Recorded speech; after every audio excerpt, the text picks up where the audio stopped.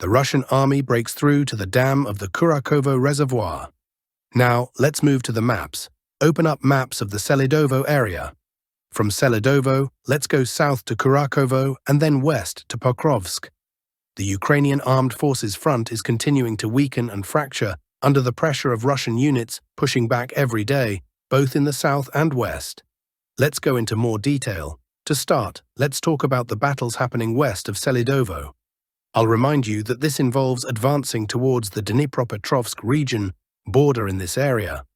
The purpose is to secure access to logistical routes supporting the Ukrainian armed forces garrison in the city of Pokrovsk from the Dnipro direction.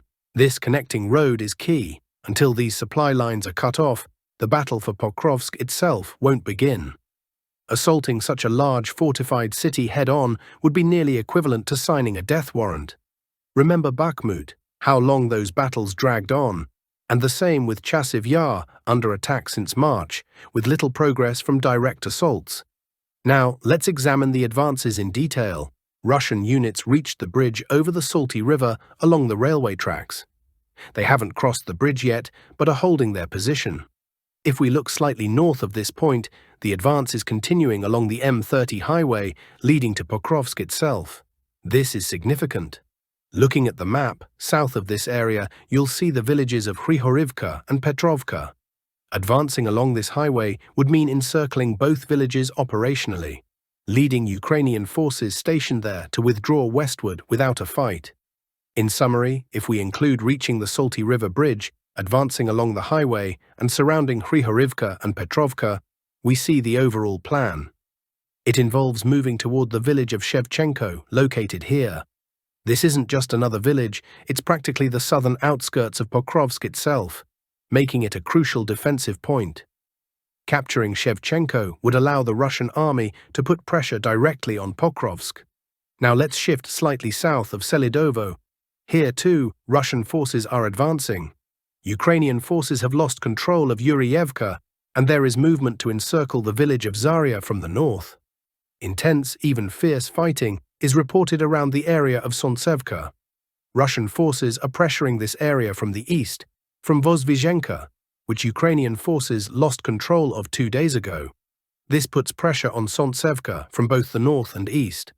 Although Ukrainian forces are not retreating here without resistance, the attacks from 2 directions are forcing them to gradually pull back south. Finally, let's look at the city of Kurakovo. From Maximilianivka, Russian forces made a push to the eastern outskirts of Kurakovo, where Ukrainian vehicles were hit, but Russian troops managed to establish a foothold. Now, there's further progress within the city itself. This advance has all taken place within just 2 days, with reports yesterday of urban fighting beginning on Stansionaya and Kazatskaya streets. So initially, the foothold was established here in this area, but now the fighting has shifted over here, and as you can see, the situation is developing rapidly. Additionally, yesterday saw the first real attempt to push into a crucial settlement. Why is it crucial? Because it's home to the Kurakovo Reservoir Dam. Capturing this settlement would automatically mean capturing the dam, cutting off northern logistics entirely. Right now, it's already under fire control, so there's a 50-50 chance of passing through, but complete control would mean 0 chance of access, leading to a full encirclement. What's happening here? Infantry units made a push, and although 2 out of 3 vehicles were hit, the infantry managed to enter the settlement of Stary Turny. The Ukrainian armed forces attempted to disrupt their hold using drones, but as of recording this, they haven't managed to completely clear them out. I think you can guess what might happen next, as does the 79th Ukrainian Brigade, which previously requested permission to withdraw from Kurakovo.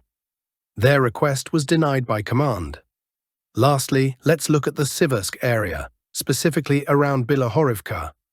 No ground changes have occurred here, but 2 or 3 days ago we discussed this area and mentioned how the brigade commander was sending soldiers on so-called meat assaults without artillery or air support, while falsely reporting successes. Currently, Bilohorivka remains about 90% under Ukrainian control, despite these exaggerated reports claiming it's under Russian control. Command became aware of this, and the brigade commander is being dismissed, with an investigation underway. Realistically, they should strip him of his rank and send him on one of these meat assaults himself.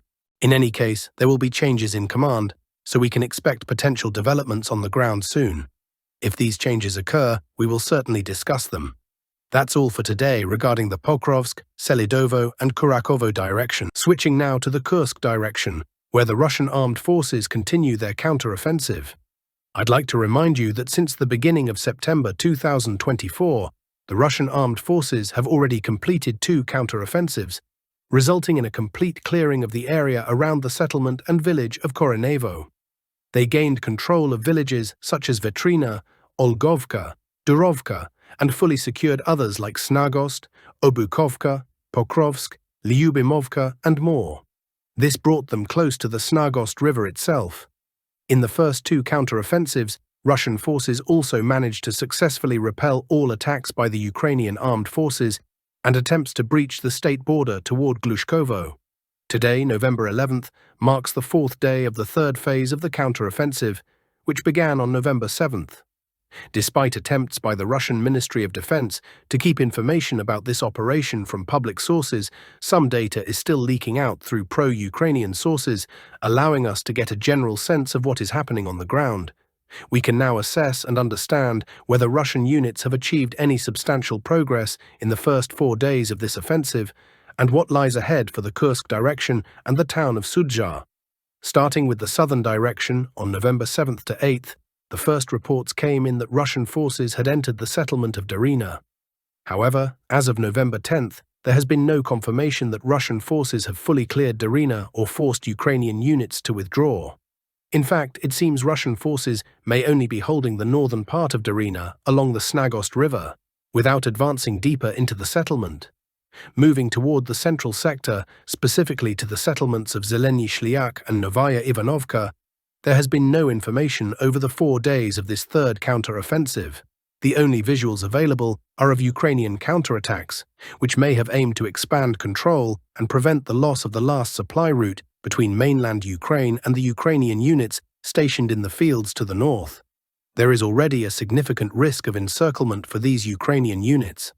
The battles over Novaya Ivanovka have focused on solving logistical issues and preventing an encirclement. From the available footage, it's evident that Ukrainian forces, including a Ukrainian tank, seem to be operating in this area with some freedom and confidence. Pro-Russian sources have not released any footage confirming the destruction of this tank or similar successes.